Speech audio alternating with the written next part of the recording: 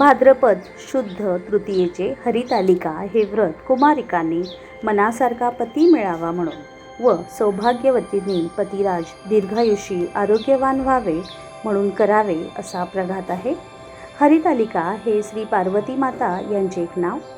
त्यांनी आपल्या प्रबळ इच्छेने खडतर तपश्चर्या करून श्री महादेवांना प्राप्त केले.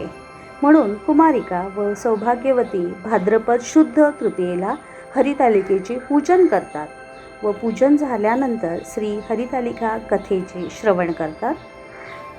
हरितालिकेची ही कहाणी मी आपल्यासमोर सादर करत आहे. श्री महागणपते नमः, श्री सरस्वते नमः, श्री उमा महेश्वराय नमः. एके दिवशी शंकर पार्वती कैलास पर्वतावर बसले होते.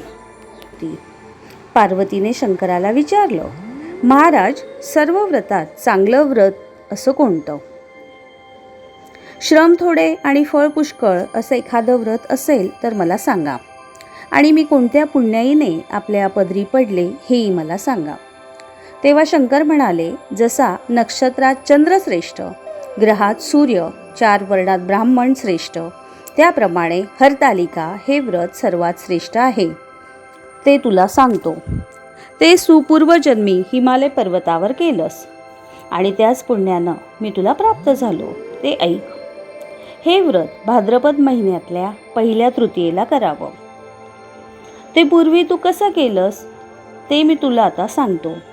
मी तुला प्राप्त व्हावा म्हणून तू लहानपणी मोठं तप केलंस. 64 वर्ष झाडाची पिकली पानं खाऊन होतीस. थंडी, पाऊस, ऊन ही तिन्ही दुःख सहन केलीस. हे तुझे श्रम पाहून तुझ्या वडिलांना फार दुःख झालं व अशी कन्या कोणाला द्यावी अशी चिंता त्यांना पडली.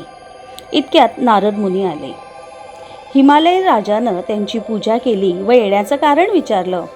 तेव्हा नारद म्हणाले, तुझी कन्या उपवर झाली आहे, ती विष्णूला द्यावी. तोच तिचा योग्य पती आहे. त्यांनीच मला तुझ्याकडे मागणी करण्यास पाठविले आहे, म्हणून मी इथे आलो आहे. हिमालय राजाला मोठा आनंद झाला. त्यांनी ही गोष्ट कबूल केली. नंतर नारद तेथून विष्णूकडे गेले. नारद गेल्यावर तुझ्या वडिलांनी ही गोष्ट तुला सांगितली. ती गोष्ट तुला रुचली नाही. तू रागावलीस असं पाहून तुझ्या सखीनं रागवण्याचं कारण विचारलं. तेव्हा तू सांगितलंस, महादेवा वाचून मला दुसरा पती करणे नाही असा माझा निश्चय आहे. असं असून माझ्या वडिलांनी मला विष्णूला देण्याचं कबूल केलं आहे. यावर काय उपाय करावा? मग तुला तुझ्या सखीनं एक घोर अरण्यात नेलं. तिथे गेल्यावर एक नदी दृष्टीस पडली. जवळच एक गुहा आढळली. त्या गुहेत जाऊन तू उपवास केलास. तिथे माझं लिंग पार्वतीसह स्थापिलस. त्याची पूजा केलीस. तो दिवस भाद्रपद शुद्ध तृतीयेचा होता. रात्री जागरण केलंस. त्या पुण्यानं इथलं माझं आसन हललं. नंतर मी तिथे आलो. तुला दर्शन दिलं आणि वर मागण्यास सांगितलंस. तू म्हणालीस, तुम्ही माझे पती व्हावं याशिवाय दुसरी इच्छा नाही. नंतर ती गोष्ट मी मान्य केली. मी गुप्त झालो. पुढे दुसऱ्या दिवशी ती व्रतपूजा विसर्जित केलीस. मैत्रिणींसह त्याचं पारणं केलंस. इतक्यात तुझे वडील तिथे आले. त्यांनी तुला इकडे पळून येण्याचं कारण विचारलं. मग तू सर्व हकीकत सांगितलीस. पुढे त्यांनी तुला मलाच देण्याचं वचन दिलं. तुला घेऊन ते घरी गेले. मग काही दिवसांनी चांगला मुहूर्त पाहून मला अर्पण केलं. अशी या व्रतानं तुझी इच्छा पूर्ण झाली. याला हरतालिका व्रत असे म्हणतात. याचा विधी पुढीलप्रमाणे आहे. ज्या ठिकाणी हे व्रत करावयाचं असेल त्या ठिकाणी तोरणं बांधावे. केळीचे खांब लावून ते स्थळ सुशोभित करावं. षोडशोपचारांनी त्याची पूजा करावी. मनोभावे प्रार्थना करावी आणि नंतर ही कहाणी वाचावी. रात्री जागरण करावं.